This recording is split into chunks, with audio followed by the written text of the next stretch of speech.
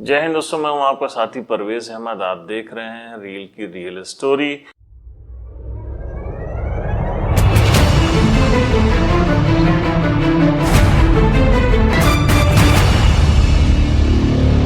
आज हम बात करेंगे भारतीय हिंदी सिनेमा जगत के उस साल की जिसे गोल्डन ईयर कहा जाता है। उस साल ने एक तारीख रकम कर दी, एक इतिहास बना दिया। हम बात करेंगे 1975 की। यूं तो 1975 में धर्मात्मा, प्रतिज्ञा, सन्यासी, आंधी, प्रेम कहानी, चुपके चुपके, जमीर, जूली, चोरी मेरा काम, रफू चक्कर और खेल खेल में जैसी फिल्में भी हिट हुई थी।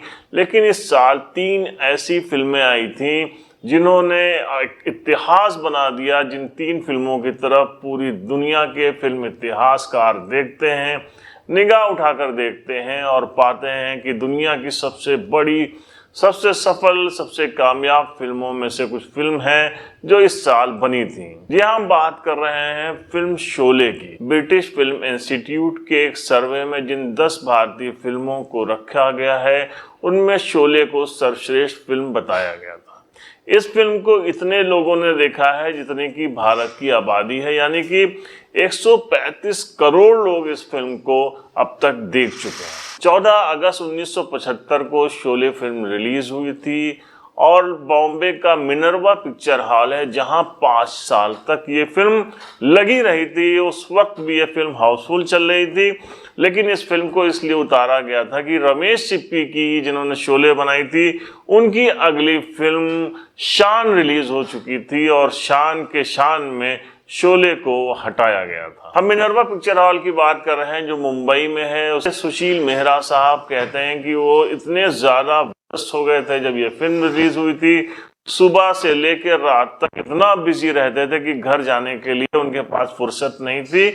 तो उन्होंने पिक्चर हॉल के अंदर ही अपने परिवार को बुला लिया था, जो 2 कमरे में वही पिक्चर हॉल के अंदर उनकी फैमिली रहती थी। ये तो मुंबई की बात थी। मुंबई में सबसे पहले ये ऑल ओवर इंडिया रिलीज नहीं की गई थी, मुंबई में ही ये फिल्म पहले रिलीज हुई थी और पहले हफ्ते ये फिल्म नहीं चली थी। इस फिल्म में कुछ चेंजेस लाने की भी कोशिश की गई थी, यानी कि अमिताभ बच्चन को जो लास्ट में एंड होता है, उनकी मौत हो जाती है, उसको हैप्पी एंडिंग करने का प्रयास किया गया था। कहा गया था अगर ये फिल्म नहीं चलेगी तो उसमें अमिताभ को जिंदा रखा जाएगा। लेकिन पहले हफ्ते के बाद ये फिल्म सफल होना शुरू हुई तो इसने न केवल मुंबई, दिल्ली, बल्कि पूरे हिंदुस्तान में आफत मचा दी, तहलका मचा दिया। लखनऊ का एक पिक्चर हॉल है जहां यह फिल्म रिलीज हुई थी और कहते हैं कि आसपास के शहरों से, बसों से लोग आते थे और जब टिकट नहीं मिलते थे तो पिक्चर हॉल के बाहर जो मैदान था उसमें ही कैंप लगा के कई दिन पड़े रहते थे। दिल्ली में कनॉट प्लेस में एक बहुत ही फेमस पिक्चर हॉल है। बताते हैं कि हरियाणा और पंजाब से जो बसें चलती थी उनका नाम ही शोले स्पेशल बस रखा गया था, जिसमें लोग सवार होकर सीधे कनॉट प्लेस पहुंचते थे। वहां पर एक बस अड्डा था जिसका नाम शोले बस अड्डा कर दिया गया था। ये फिल्म कितनी ज्यादा लोकप्रिय हुई थी और इसको देखने के लिए लोगों में कितनी बेताबी थी, इसका अंदाजा आप इसी से कर सकते हैं कि उस जमाने की जो बालकनी 9-10 रुपए की हुआ करती थी, वो 150-200 रुपए की ब्लैक बिका करती। और इस फिल्म के टिकट ब्लैक करके कई लोगों ने अपने घर बनवा लिए थे। एक बहुत ही मशहूर डायरेक्टर हुए हैं शेखर कपूर। उनका तो ये मानना था कि शोले को बीसी शोले और शोले एडी कर देना चाहिए, यानी शोले से पहले का फिल्मों का इतिहास और शोले के बाद का फिल्मी इतिहास। भारत की एक ऐसी अकेली फिल्म थी शोले जिसको लोगों ने 60, 70 बार देखा था, यानी कि कुछ लोगों ने तो इसे देखने का ऐसा रिकॉर्ड बना दिया था कि उन्होंने 100 बार तक इस फिल्म को देख लिया था। इस फिल्म के डायलॉग तो इतने ज्यादा पॉपुलर हुए थे कि शोले के इतने लंबे वक्त बीत जाने के बाद एक छोटी बातें भी इस फिल्म की लोगों की जबान पर हैं।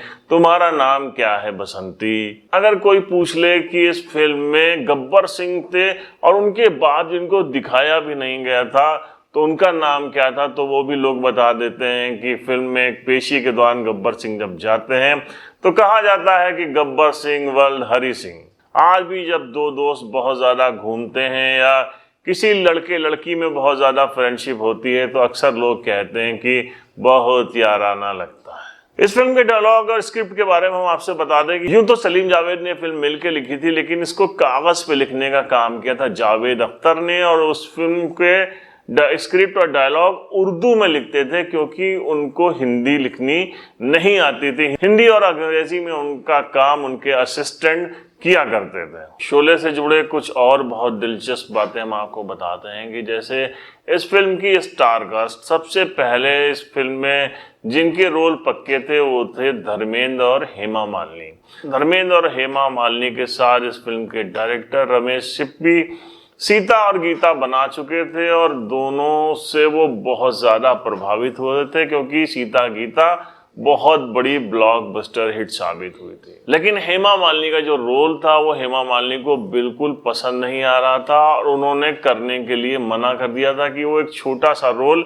नहीं करेंगे क्योंकि उस वक्त हेमा मालिनी बहुत बड़ी स्टार साबित हो चुकी थी। लेकिन रमेश सिप्पी ने उनको मनाया और कहा कि ये किरदार छोटा है लेकिन ये हमेशा हमेशा याद रखा जाएगा। अब धर्मेंद्र जो है वो ठाकुर का रोल करना चाहते थे और वो बहुत ज़्यादा प्रभावित हुए थे ठाकुर के रोल से, लेकिन रमेश सिप्पी ने उन्हें समझाया कि अगर आपने ठाकुर का रोल किया तो ठाकुर का रोल जो संजीव कुमार करने वाले हैं वो मैं दे दूंगा वीरू यानी हेमा मालिनी के साथ। और उस वक्त धर्मेंद्र इश्क लड़ा रहे थे हेमा मालिनी से, लिहाजा उन्होंने फौरन इनकार कर दिया और वो तैयार हो गए वीरू का रोल करने के लिए। अब इस फिल्म में अमिताभ बच्चन जो थे उनकी जगह सेलेक्ट किए गए थे शत्रुघ्न सिन्हा। इस फिल्म में जो लोग अपना पैसा लगा रहे थे वो चाह रहे थे कि इस फिल्म में शत्रुघ्न सिन्हा को लिया जाए, लेकिन सलीम जावेद इस बात के लिए कतई नहीं तैयार थे और उन्होंने पूरा प्रेशर बनाया कि इस फिल्म में अमिताभ बच्चन को लिया जाए। और आखिर में धर्मेंद्र की सिफारिश के बाद इस फिल्म में अमिताभ बच्चन की एंट्री होती है जय के रूप में। हाँ, जो ठाकुर का रोल था वो पहले प्राण साहब को दिया जाना था, लेकिन प्राण साहब बिजी थे इसलिए वो रोल मिला था संजीव कुमार साहब को। अब बात करेंगे सबसे अहम और मेन रोल की, यानी कि गब्बर सिंह, जिसने अमजद खान को हमेशा हमेशा के लिए अमर कर दिया। ये रोल सबसे पहले ऑफर हुआ था डैनी को। डैनी करना भी चाहते थे ये रोल, लेकिन उस वक्त उनकी फिल्म आ रही थी धर्मात्मा, जिसमें वो फिरोज खान साहब के साथ काम कर रहे थे। उन्होंने जब फिरोज खान से कहा कि वो फिल्म का थोड़ा शेड्यूल चेंज करें और वो शोले में भी काम करना चाहते हैं, तो फिरोज खान नाराज हो गए। लिहाजा वो धर्मात्मा को बहुत बड़ी फिल्म मानकर चल रहे थे डैनी, इसलिए उन्होंने शोले में काम करने से मना कर दिया। उसके बाद सलीम जावेद, जिन्होंने कई नाटकों में कई ड्रामास में देखा था अमजद खान को काम करते हुए, तो उनसे प्रभावित थे। रमेश सिप्पी को उन्होंने मनाया, उसके बाद एक आर्मी फिटिंग उनको पहनाया और कहा कि अपने दांत काले करके गंदे करके आओ। फिर जब वो सेट के ऊपर पहुंचे तो रमेश सिप्पी ने उनको देख के फाइनल किया। इस तरीके से गब्बर सिंह के रोल में अमजद खान की एंट्री होती है। अब गब्बर सिंह का जो कैरेक्टर था वो यूं ही नहीं आया था। आपको बता दें कि सलीम जो इस फिल्म के राइटर थे सलीम जावेद, तो सलीम के फादर पुलिस में डीआईजी हुआ करते थे। उस जमाने में एक साउथ में एक डाकू था जिसका नाम था गब्बर सिंह, बड़ा मशहूर डाकू था। वो इतना खतरनाक था कि वो पुलिस वालों से यानी कि वर्दी वालों से बहुत ज्यादा नफरत करता था और कई बार वर्दी वालों को पकड़ के मार दिया करता था। तो गब्बर सिंह का जो नाम इस फिल्म के अंदर आया है और उसका जो खूंखार उसका जो रूप दिखाया था वो वहीं से सलीम के दिमाग में आया था। तो ये थे वो बड़े बड़े रोल जिनके लिए शोले तो मशहूर थी ही, लेकिन छोटे छोटे रोल में भी इस फिल्म में जिसने काम किया वो बहुत ही ज़्यादा मशहूर हो गया। ये जो भोपाल का सूरमा भोपाली है, ये भी एक ओरिजिनल कैरेक्टर था जिसको इस फिल्म में लेकर आए थे सलीम जावेद। और सूरमा भोपाली यानी कि जगदीश साहब कितने मशहूर हुए, उनका नाम भी जहाँ भी जाते वो सूरमा भोपाली के नाम से ही पुकारे जाते थे। ठीक उसी तरीके से जिस तरीके से इस फिल्म में शांभा यानी कि मैक मोहन जहां भी जाते उनको लोग शांभा कह के पुकारते। फिल्म में कालिया जब मतलब उनका नाम ही कालिया पड़ गया था और कालिया जब भी कहीं जाते तो पब्लिक चिल्ला चिल्ला के उनको कहती कालिया कालिया, जिससे उनके बच्चे तक नाराज हो जाया करते थे। लेकिन कालिया, जो कि विजू खोटे जिनका ओरिजिनल नाम था, उन्होंने अपने बच्चों को समझाया कि यही हमारी रोजी रोटी है और यही एक कलाकार की पहचान है कि वो अपने रोल से पहचाना जाए। और अंग्रेजों के ज़माने के जेलर, तो आप जानते हैं सानी साहब हमेशा हमेशा जहां भी जाते लोग उनको अंग्रेजों के ज़माने के जेलर कहकर पुकारते थे। जेलर का बड़ा मुंह चढ़ा है मुआ। कितने डायलॉग इस फिल्म के ऐसे जो लोगों की जबान पे रट गए, और इतनी बड़ी ब्लॉकबस्टर ये फिल्म ये साबित हुई कि एक फार्मूला फिल्म से ये एक क्लासिक फिल्म में तब्दील हो गई। लेकिन शोले की बात करते करते इस बारे में एक बात और बहुत अहम आपको बताना चाहता हूँ कि इस साल के फिल्म फेयर अवार्ड में शोले को सिर्फ एक अवार्ड दिया गया था, वो था फिल्म की एडिटिंग का। इसके अलावा कोई भी अवार्ड शोले को नहीं मिला था। तो यहीं से सवाल उठते हैं फिल्म फेयर अवार्ड के फेयरनेस के। कितने फेयर अवार्ड होते हैं कि जिनको आमिर खान जैसा एक्टर वहां जाने से मना कर देता है। तो यहीं से सवाल उठने सबसे पहले शुरू हुए थे। खैर, इतिहास की फिल्म थी, इसे अवार्ड मिले हो ना मिले हो, लेकिन जो पब्लिक ने, जो जनता ने इसको अपना अवार्ड से नवाजा था, वो तो इस फिल्म के हमेशा के लिए भारत की सबसे बड़ी फिल्म करार देता है। यही नहीं, इस साल एक और फिल्म ऐसी आई थी जिसने हंगामा मचा के रख दिया था, जिस फिल्म के बारे में कोई सोच भी नहीं सकता था कि सिर्फ 6 लाख के बजट में बनी एक फिल्म थी, जिसके बारे में कोई नहीं जानता था, जिसके स्टार्स को शायद ही कोई जानता था। जी, हम बात करेंगे 1975 में ही आई फिल्म जय मां संतोषी। अब संतोषी के स्टार को तो छोड़िए आप, जय मां संतोषी के भी इस फिल्म से पहले बहुत कम मंदिर हुआ करते थे।